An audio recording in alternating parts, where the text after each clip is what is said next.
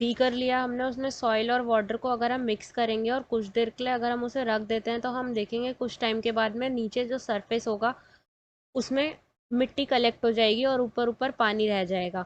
तो ये जो प्रोसेस है इसको बोलते हैं हम सेडिमेंटेशन। मिट्टी नीचे रहने और पानी जब ऊपर ऊपर आ जाएगा तो ये प्रोसीजर हो गया आपका सेडिमेंटेशन। यहाँ पे देखिए, when the heavier components in a mixture settles after water is added to it, the process is called sedimentation. जब हेवियर कंपोनेंट्स जो है मिक्सचर में सेटल डाउन हो जाएंगे पानी मिलाने के बाद, तो इस प्रोसेस को हम क्या बोलेंगे, सेडिमेंटेशन, और इसको हिंदी में बोला जाता है अवसादन। नेक्स्ट है, जब हम इसी प्रोसीजर में, जब हमने मिट्टी हमारी नीचे आ गई और पानी ऊपर आ गया, तो जब हम इसको ग्लास को टिल्ट करके, मिट्टी इसमें है, टिल्ट करके हम ऊपर ऊपर के पानी को अगर सेपरेट बीकर में अलग कर लेते हैं तो इस प्रोसेस को हम बोलेंगे decantation. When the water along with the dust is removed, the process is called decantation. जब हमने वाटर को डस्ट के साथ रिमूव किया तो इस प्रोसेस को हम क्या बोलेंगे, डिकेंटेशन। हिंदी में बोलते हैं इसको निस्तारण।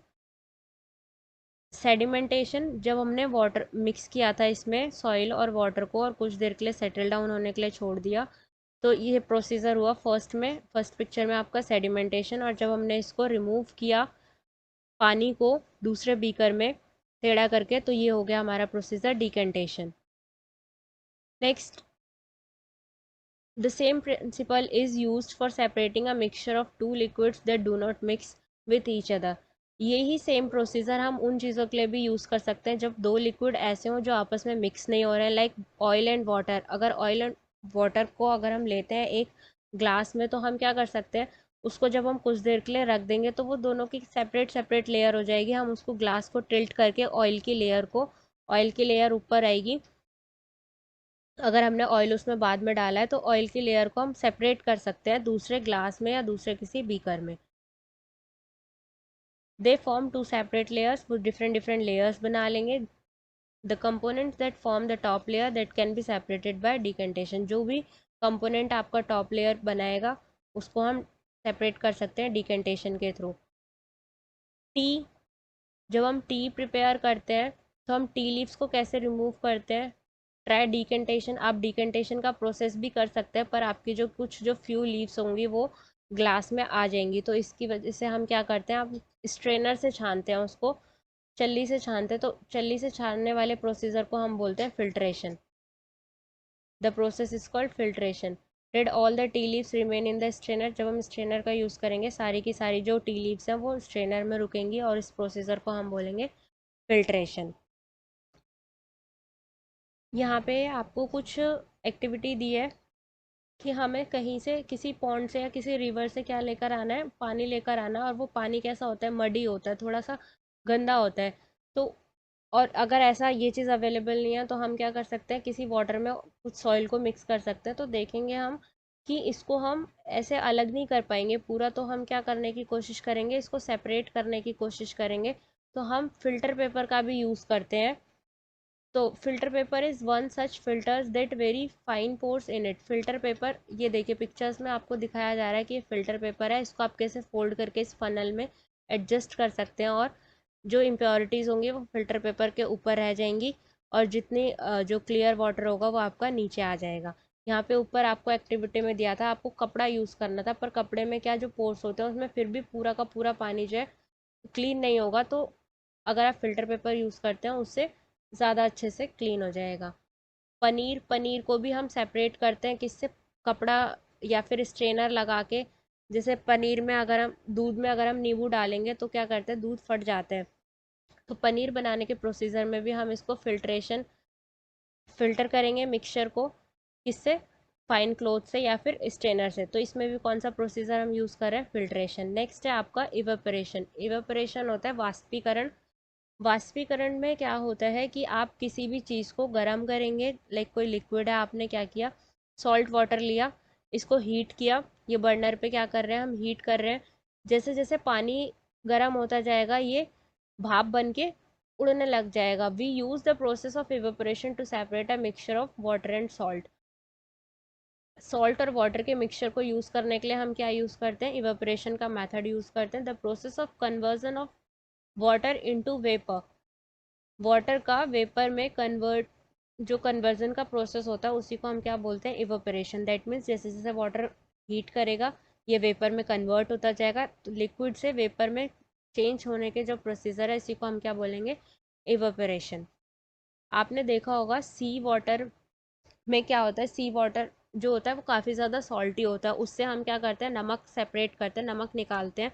तो वो कैसे करते हैं, तो काफ़ी ज़्यादा अमाउंट में जब वो पानी को अलग से कुछ क्यारियाँ बना दी जाती हैं, जैसे ये पिक्चर में देखिए, ऐसे इसको क्या करते हैं हम जगह जगह पे इकट्ठा कर देते हैं। अब वो जो पानी है वो जब सन निकलेगा तो वो पानी इवेपोरेट हो जाएगा, और जो सॉल्ट है, सॉल्ट की ऐसे ये दीवार दीवार जैसी जैसे आपको ये दिख रही है, सॉल्ट आपको इकट्ठा हुआ मिलेगा।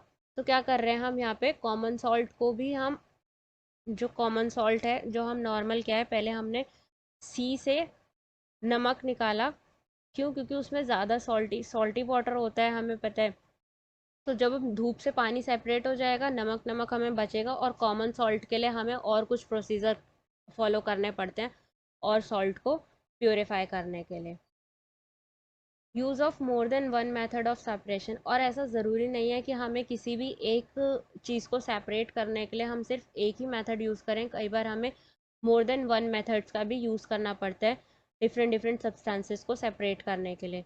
फॉर एग्जांपल अगर हम किसी भी कोई मिक्सचर लेते हैं जिसमें सेंड है और सॉल्ट है, तो सेंड और सॉल्ट को हम कैसे सेपरेट करेंगे, इसमें आपको ये मेथड दिया गया है, इवेपोरेशन और कंडेंसेशन का प्रोसीजर यूज़ करेंगे। हमने क्या किया, कुछ पानी लिया, सैंड और वाटर को, सैंड और सॉल्ट को उसमें मिक्स किया। कुछ टाइम के बाद हम देखेंगे कि जो सॉल्ट होगा वो उस पानी में मिक्स हो जाएगा। उस पानी को हम इस केतली में डाल देंगे और इस केतली को हीट करेंगे। जैसे जैसे हम इसे हीट करेंगे तो ये जो पानी है ये भाप में कन्वर्ट होगा, और इसके ऊपर से हमें एक ये ढक्कन लेना है, ये प्लेट लेनी है जिसके ऊपर हमने कुछ आइस क्यूब्स को रखा है। आइस क्यूब का करेंगे, ये जो वेपर निकल रही है, अभी हमने क्या प्रोसीजर पढ़ा था कि वाटर जो है हीट करने पे वेपर में कन्वर्ट होगा, दैट मीन्स ये प्रोसीजर हुआ आपका evaporation. We will call it evaporation. और जैसे ये आइस के कांटेक्ट में आएगी वाटर वेपर, ये कन्वर्ट हो जाएगी वापस किस में, वाटर में। वेपर आइस के कांटेक्ट में आने पे वेपर में वाटर ड्रॉपलेट्स में कन्वर्ट होगी, तो ये जो वेपर का वापस से लिक्विड में जो कन्वर्ट होने का प्रोसीजर है इसको हम बोलते हैं कंडेंसेशन, संघनन। क्या बोलेंगे हम इसको, संघनन। अब यहाँ पे आप लाइन देख लीजिए, when the steam comes in contact with the metal plate cooled with ice it condenses, वो क्या करेगी, कंडेंस हो जाएगी और फॉर्म करेगी liquid water. The water drops that you observe falling from the plate were due to condensation of steam। और ये जो वाटर ड्रॉपलेट्स क्रिएट हो रही हैं प्लेट पर, ये किसकी वजह से हो रही है, स्टीम के कंडेंसेशन की वजह से। The process of conversion of water vapour into liquids is called condensation. Water vapour का कन्वर्जन जो है लिक्विड में, इसी प्रोसेसर को हम क्या बोलते हैं, कंडेंसेशन। यही सारी चीज़ें थी। तो इस प्रोसेस में हमने क्या क्या मेथड्स यूज़ किए, डिकेंटेशन, फिल्ट्रेशन। डिकेंटेशन कब यूज़ किया हमने, जब सॉल्ट और सैंड मिक्स था, तो हमें क्या करना पड़ेगा, पहले ये जो दो बीकर होंगे हमें इसमें से ऊपर ऊपर का जो साफ पानी होगा, क्योंकि नीचे क्या हो जाएगी, नीचे मिट्टी जमा हो जाएगी, और जो सॉल्ट वाला पानी होगा वो ऊपर की साइड पे, पानी तो ऊपर तक रहेगा ही, तो हमें इसे बीकर को टेढ़ा करके इसमें नमक घुला हुआ जो पानी है वो दूसरे बीकर में हमें डालना पड़ेगा, जो कि हमने केतली में यहाँ पे यूज़ किया है। तो वो क्या है, डिकेंटेशन, देन फिल्ट्रेशन, इवेपोरेशन और कंडेंसेशन। ये बहुत सारे प्रोसेस को हमने यूज़ करके, मेथड्स को यूज़ करके यहाँ पे यूज़ किया है। Can water dissolve any amount of a substance, कि क्या जो पानी है वो किसी भी अमाउंट में किसी सब्सटेंस को अपने में डिजॉल्व कर सकता है। तो देखते हैं इसमें हम,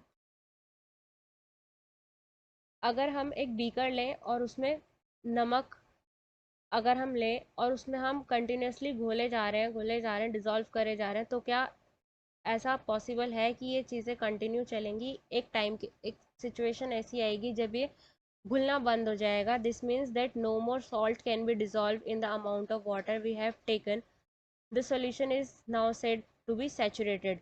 जब वो कंडीशन आती है जब उसमें नमक और नहीं घुल रहा है, तो उस सॉल्यूशन को हम क्या बोलते हैं, सैचुरेटेड सॉल्यूशन, संतृप्त विलयन। क्या बोलेंगे, संतृप्त विलयन। कि वो जो सॉल्यूशन है वो क्या हो चुका है, सैचुरेटेड हो चुका है। अब उसमें उसके अमाउंट और ज़्यादा हम ऐड नहीं कर सकते। यहाँ पे ये देखिए ये क्या कर रहा है, सॉल्ट को डिज़ोल्व करता जा रहा है, पर एक सिचुएशन ऐसी आएगी जहाँ पे डिज़ोल्व नहीं होगा।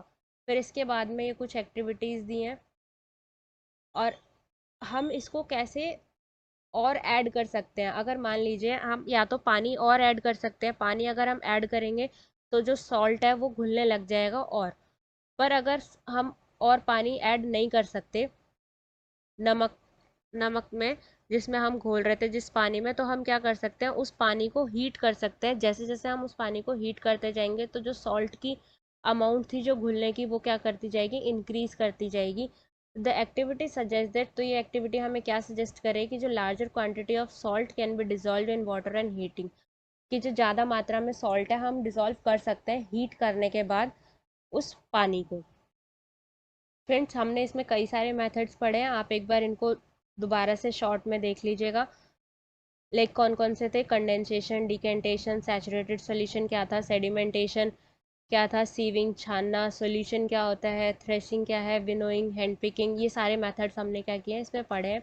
ये यहाँ पे समरी है, आप इसको रीड कर सकते हैं वीडियो पॉज करके। तो फ्रेंड्स, वीडियो आपको कैसी लगी, और वीडियो अच्छी लगी आपको तो वीडियो लाइक कीजिए, कमेंट कीजिए और अपने फ्रेंड्स को शेयर कीजिए। Thank you for watching our channel. Bye everyone.